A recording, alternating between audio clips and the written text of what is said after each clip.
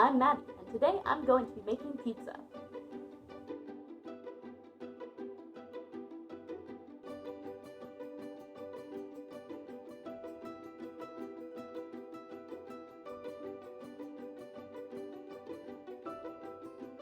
Step 1 would be to turn your oven to 425 degrees. But I don't have an oven. I have a waffle maker. Plug in your waffle maker. Heat it up. The first time I ever made pizza, I burned it. I usually only make waffles in this mini-waffle maker, so this will be fun.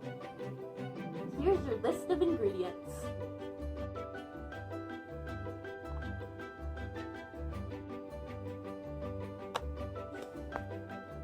I also have this pizza sauce that I got from Trader Joe's.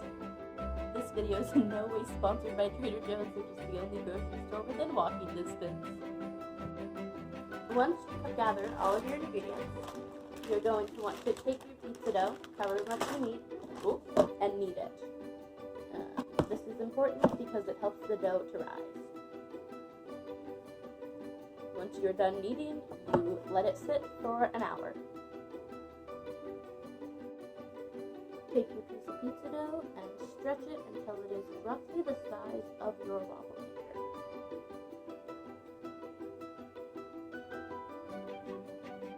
Once you have your pizza dough all stretched out, you can start to add toppings like cheese and pepperoni.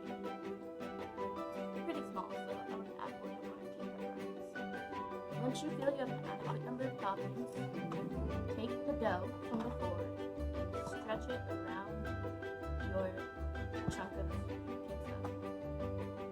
This is recommended so that the cheese doesn't burn in the waffle maker. You'd end up with a blob of dough that looks something like this. You smash it down a bit to thin out the dough. If it's too doughy, the dough doesn't cook all the way in the waffle maker.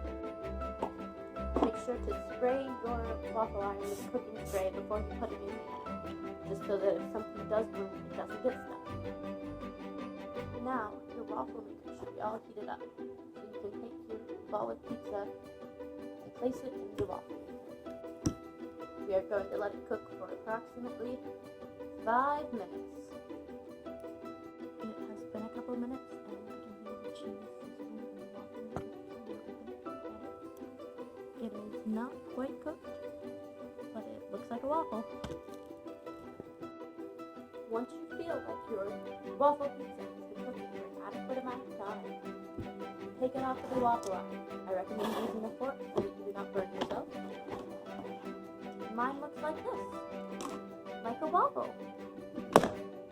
It may look like a waffle, but let's look at the inside. Break it apart and immediately there's some nice, good cheese texture.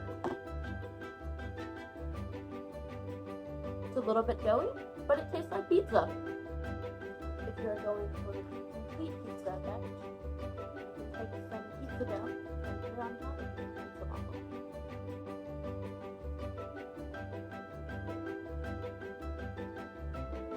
It tastes like pizza.